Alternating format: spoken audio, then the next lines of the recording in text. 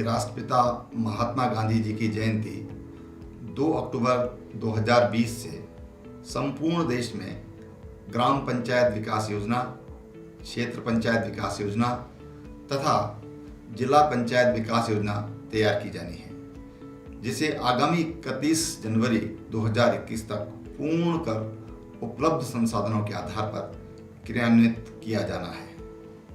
गत कई वर्षों से पंचायत राज विभाग द्वारा ग्राम पंचायत विकास योजना तैयार करने हेतु समय समय पर पंचायत प्रतिनिधियों तथा पंचायत स्तर के कार्मिकों को प्रशिक्षण दिया जाता रहा है तथा ग्राम पंचायतों द्वारा अपनी अपनी ग्राम पंचायत की विकास योजनाएं तैयार भी की गई हैं।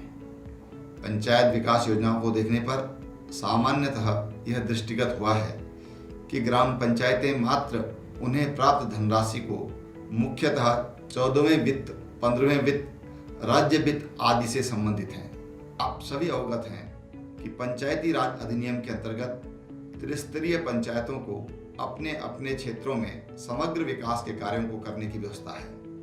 पंचायतों तथा रेखीय विभागों को चाहिए कि वे इन सभी विषयों के संबंध में विचार विमर्श कर ग्राम पंचायत विकास योजना, GPDP, क्षेत्र एवं जिला पंचायत योजनाओं में वे सभी क्रियाकलाप अवश्य रखें जो स्थानीय स्तर पर अत्यंत आवश्यक है।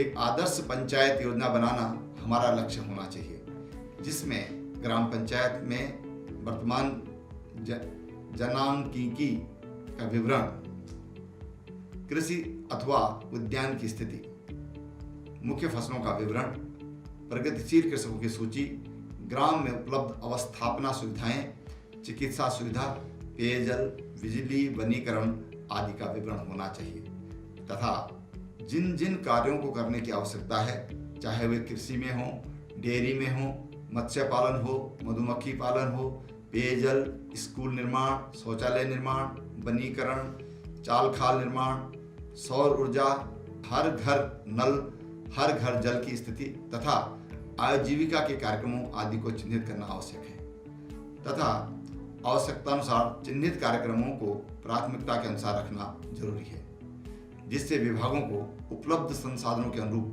व्यवस्था करने में आसानी हो सके। मुझे बताया गया है कि पंचायती राज विभाग विभिन्न विभागों से समन्वय स्थापित कर समय समय पर त्रिस्तरीय पंचायतों के प्रतिनिधि व कार्मिकों को GPDP तथा सतत विकास लक्ष्यों तथा पंचायती राज के नियम कानूनों तथा विशेष नियमों पर क्षमता विकास का काम करता रहता है। यह निश्चित रूप से सराहनीय है तथा विभागों में आपसी प्रभावी समन्वय को भी दिखाता है।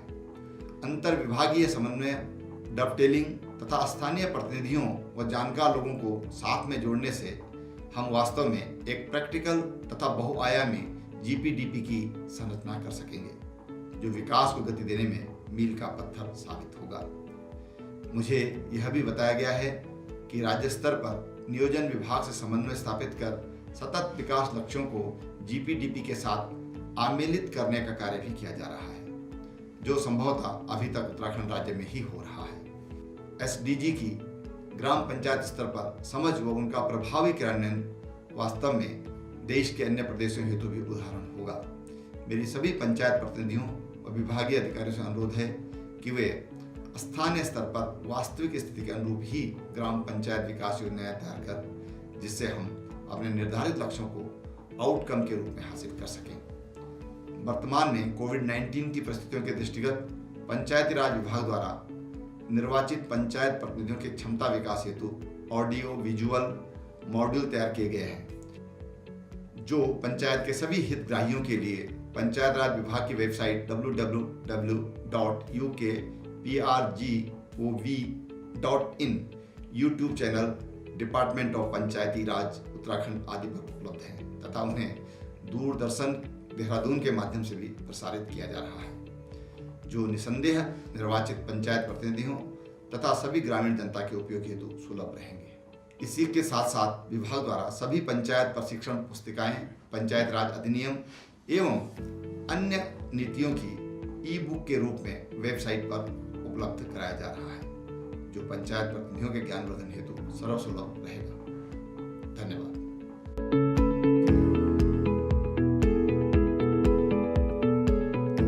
कोविड-19 इस समस्या की वजह से पूरा विश्व संकट में है और कहीं न कहीं लोगों में आपसी सामंजस्य की कमी भी आई है। निश्चित ही सरकारी डिपार्टमेंट में इसकी सुविधा को आम जनता तक कैसे पहुंचाया जाए, यह भी अपने आप में एक बहुत बड़ा चुनौतीपूर्ण कार्य था। वर्तमान में हमारी सरकार ने खासतौर पर पंचायती राज विभाग में हम लोगों ने तय किया है कि ई संवाद के माध्यम से अपने विभाग के अधिकांश प्रशिक्षण जो हमारे जनप्रतिनिधि हैं, छोटी सरकार हैं, उनको प्रशिक्षण दिया जाए ताकि वह सरकारी पैसे को आम जनता तक कैसे पहुंचाएं और आपस में लोगों का सामंजस्य, सरकार का, विभाग का, आम जनमानस का एक संवाद बना रहे। इस नाते पंचायती राज विभाग ने वर्चुअल त्रिस्तरीय पंचायत ने वर्चुअल प्रशिक्षण देने का जो काम किया है, मैं पंचायती राज विभाग को मैं बहुत बहुत शुभकामना देता हूँ और समस्त पंचायत प्रतिनिधियों को और गांव के बंधुओं को, उत्तराखंड वासियों को मैं शुभकामना देता हूँ कि इस संकट की घड़ी में भी सरकार ने आपसे सामंजस्य बनाने का यह रास्ता निकाला है। अपने आप में स्वागत योग्य है। मैं पंचायती राज विभाग को मैं धन्यवाद देता हूँ। साथ ही मैं आम जनमानस से यह भी कहना चाहूँगा कि जो हमारे 29 प्रमुख विभाग हैं, इस ई संवाद के माध्यम से उन विभागों में क्या क्या योजना चल रही हैं जो जनता के लिए कल्याणकारी हो सकती है, उन सब की जानकारी भी आपको इसके माध्यम से दी जाएगी, जो अपने आप में एक बहुत अच्छी पहल है।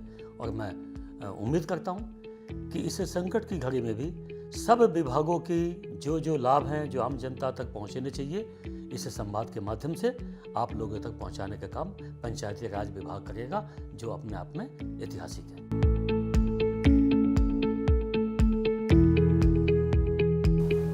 पंचायती राज विभाग उत्तराखंड द्वारा पंचायत के त्रिस्तरीय निर्वाचित प्रतिनिधियों के लिए ऑनलाइन ट्रेनिंग मॉड्यूल पर कार्य किया जा रहा है, इसी कार्यक्रम के तहत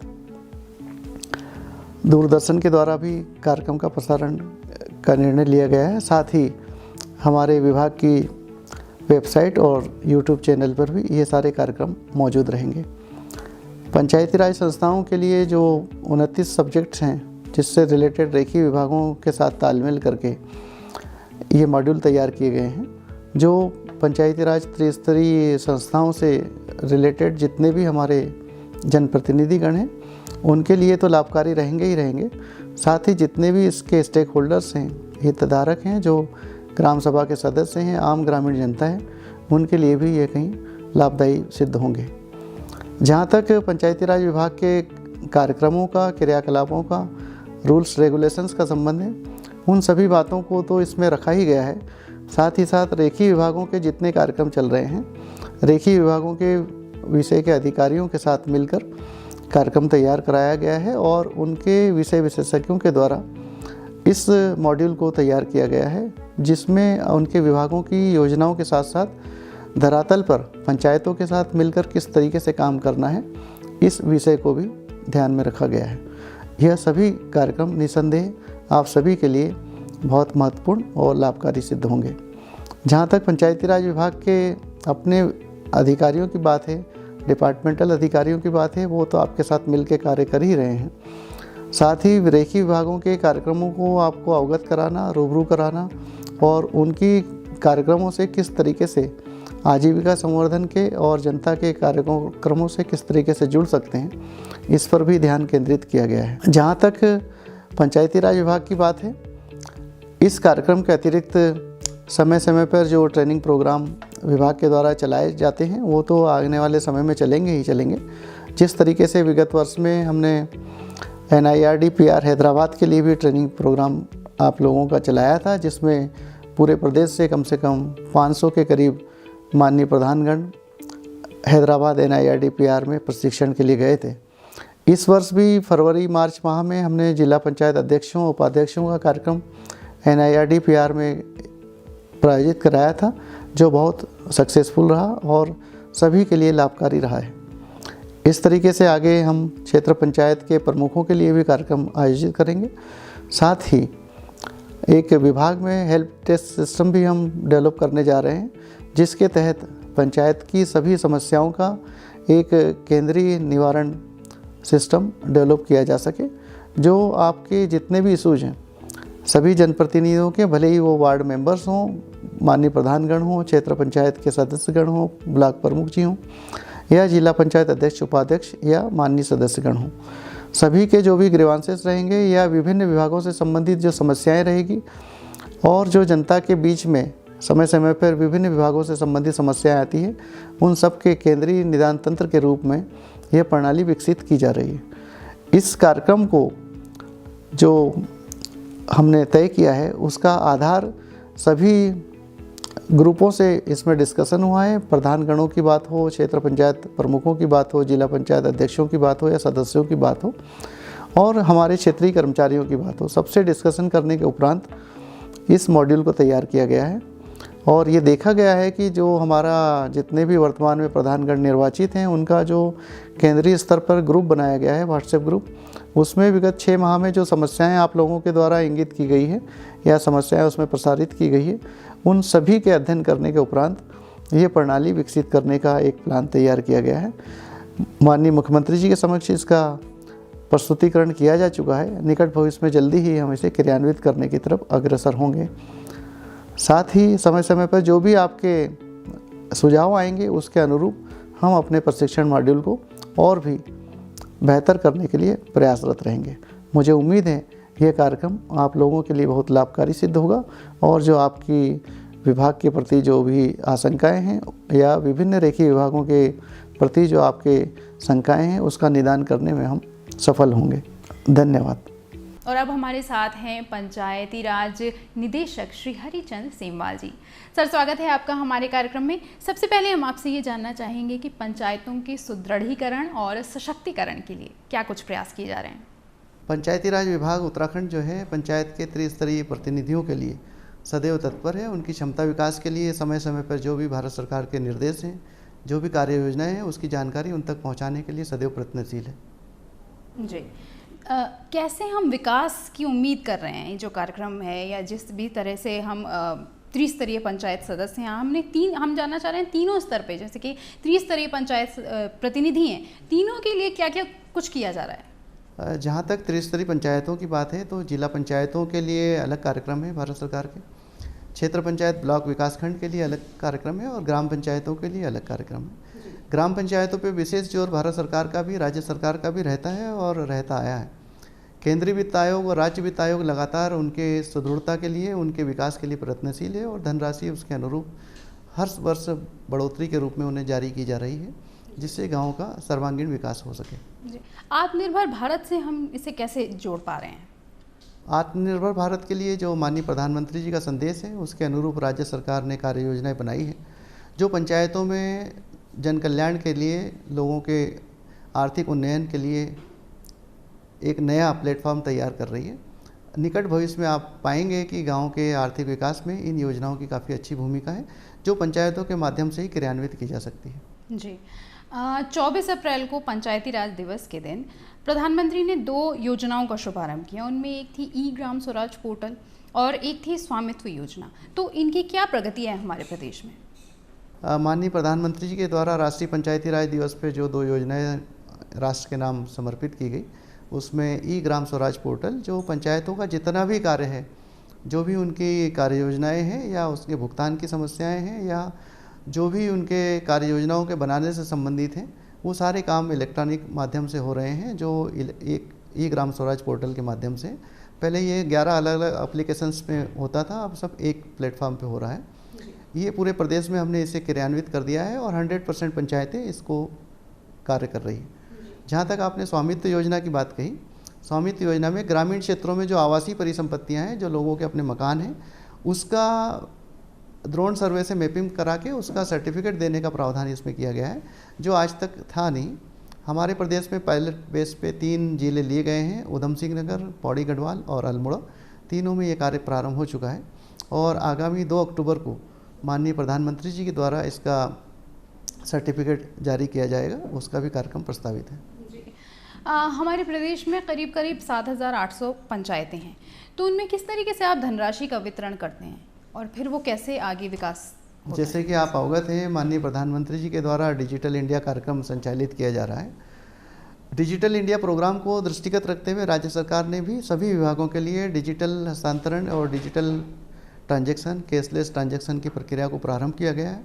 उसी के तहत पंचायती राज विभाग ने अपने सभी पंचायतों को जो भी धनराशि का, भले केंद्र वित्त का हो या राज्य वित्त का हो, उसका ट्रांसफ़र इलेक्ट्रॉनिक माध्यम से PFMS पोर्टल के माध्यम से डिजिटल ट्रांसफ़र किया जा रहा है। और उत्तराखंड पूरे देश में पहला राज्य है जहां इस तरीके की प्रक्रिया सभी पंचायतों के लिए एक साथ लागू की गई। ग्राम पंचायत विकास योजना यानी GPDP, इसके विषय में थोड़ा सा विस्तार से जानना चाहेंगे। ग्राम पंचायत विकास योजना दरअसल ग्राम पंचायतों में जो भी एक विकास के लिए कार्यक्रम जरूरी हैं, भले ही वो किसी भी विभाग से संबंधित हो, शिक्षा विभाग का भी हो सकता है और कृषि विभाग का हो सकता है, उद्यान विभाग का हो सकता है या किसी भी अन्य विभाग का, जो भी कार्य योजनाएं एक गांव के विकास के लिए ज़रूरी है, वो सभी कार्यक्रम उनके विकास योजना में शामिल हों। और जो भी विभाग लाइन डिपार्टमेंट के हैं, जब भी वो अपना कार्यक्रम बनाएं तो उन कार्यक्रमों को, उन योजनाओं को अपने बजट में प्राथमिकता दें, ये इसका उद्देश्य है।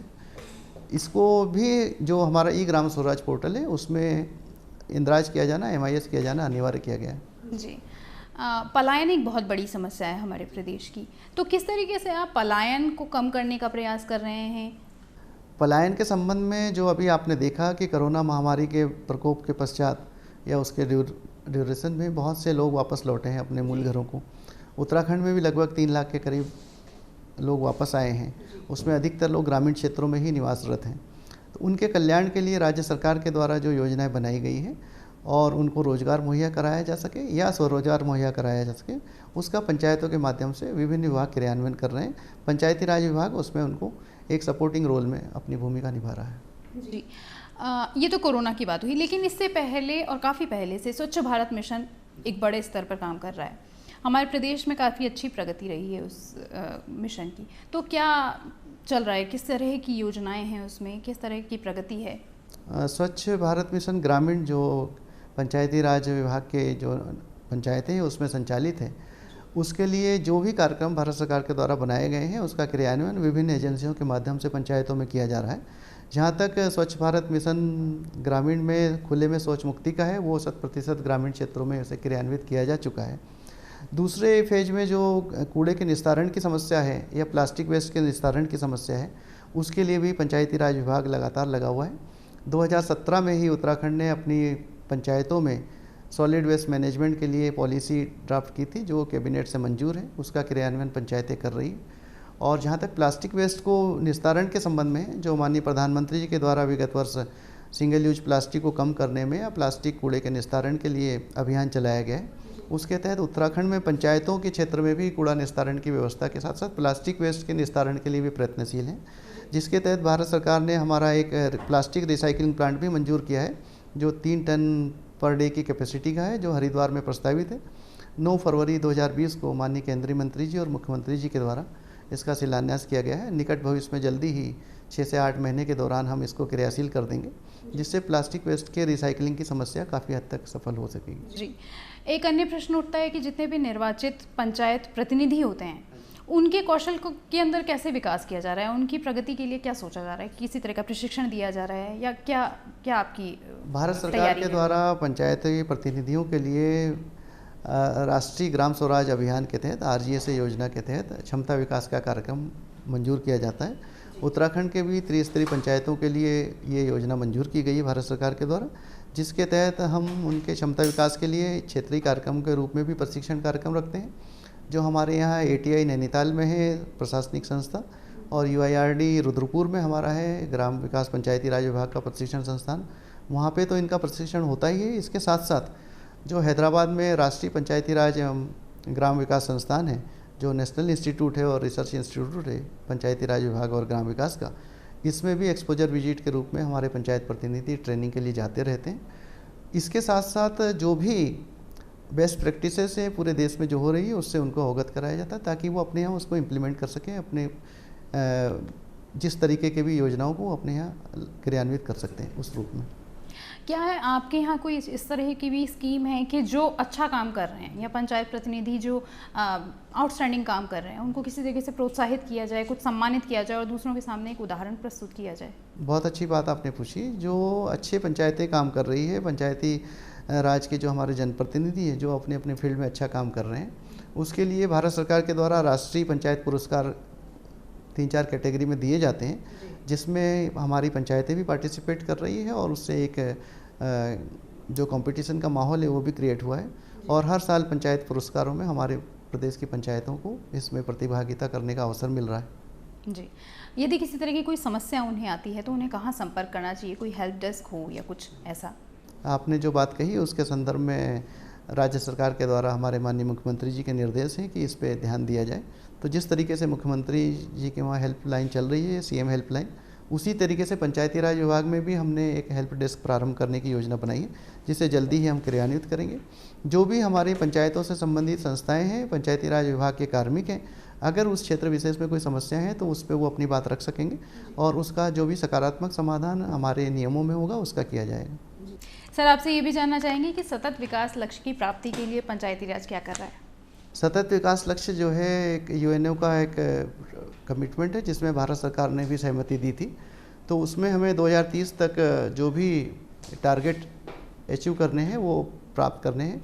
और सतत विकास लक्ष्य में सभी जो हमारे मूलभूत आवश्यकताएं हैं उसके अनुरूप हर विभाग का, इलेक्ट्रिसिटी डिपार्टमेंट का हो या अन्य जो विभाग है पेयजल का हो या स्वास्थ्य का हो, ये जो इंडिकेटर दिए हुए इसको प्राप्त करने का लक्ष्य है। जो ग्रामीण क्षेत्र में जहाँ तक पंचायती राज विभाग की बात है, सभी विभागों की जो भी आवश्यकताएं हैं या जो भी उनकी रिक्वायरमेंट है पंचायतों में, पंचायती राज विभाग उसको पूरी कराने में मदद करने में तत्पर है।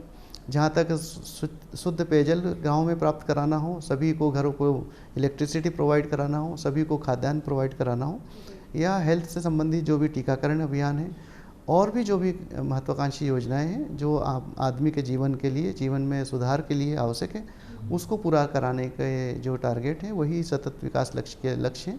और उसको प्राप्त करने के लिए सभी विभाग, लाइन डिपार्टमेंट के, पंचायतों में अपनी भूमिका निर्वहन कर रहे हैं। जहाँ तक पंचायती राज विभाग है कहीं कमी बेसी पाता है तो उसके लिए संबंधित विभागों को उसकी सूचना दे रहा है ताकि उन कमियों को संबंधित विभाग दूर कर सके। खासकर पर्वतीय क्षेत्रों में जीवन बड़ा मुश्किल है, तो वहाँ पे जीवन आसान हो, सुगम हो, उसके लिए क्या किया जा रहा है? सतत विकास लक्ष्य का ही एक दूसरा जो मुख्य बिंदु है वो ईज ऑफ लिविंग भी है, जो भारत सरकार के द्वारा लक्ष्य दिए गए हैं। उसको प्राप्त करते हुए किस तरीके से लोगों के जीवन को सुगम बनाया जाए, इसका लक्ष्य ये है। तो जीवन को सुगम बनाने के लिए आदमी को आसानी से रोजगार उपलब्ध हो, उसको चिकित्सा सुविधाएं उपलब्ध हो, उसको शुद्ध पेयजल उपलब्ध हो और चिकित्सा सुविधाओं के साथ साथ शिक्षा की जो आवश्यकताएं हैं वो सुगम हो, जिससे वो चैन से अपने जीवन को बिता सके और अपने परिवार की चिंता या जो भी परिवार की आवश्यकताएं हैं उसके लिए जो भी चीज़ें हैं उसको अपने आसपास उपलब्ध हो सके। मुख्य लक्ष्य इसका ये है। इसके लिए राज्य सरकार ने सभी विभागों के समन्वय से योजनाएं बनाई हैं। उसका क्रियान्वयन पंचायती राज संस्थाओं के माध्यम से भी हो रहा है पंचायतों में। निकट भविष्य में आप देखेंगे कि इस लोगों की समस्याओं को हम दूर करने में या कमी करने में सफल होंगे और ईज ऑफ लिविंग के जो लक्ष्य हैं उसे हम प्राप्त कर सकेंगे। सर, आपने ढेरों जानकारियां हमें दी और हमारे माध्यम से ज़रूर पंचायत के जो प्रतिनिधि हैं वो आपको सुन रहे हैं। ज़रूर आपके मार्गदर्शन में वो न सिर्फ हमारे राज्य की प्रगति और विकास की ओर अग्रसर होंगे बल्कि हमारे पूरे देश को साथ लेकर चलेंगे। आपका बहुत बहुत धन्यवाद। धन्यवाद आपको।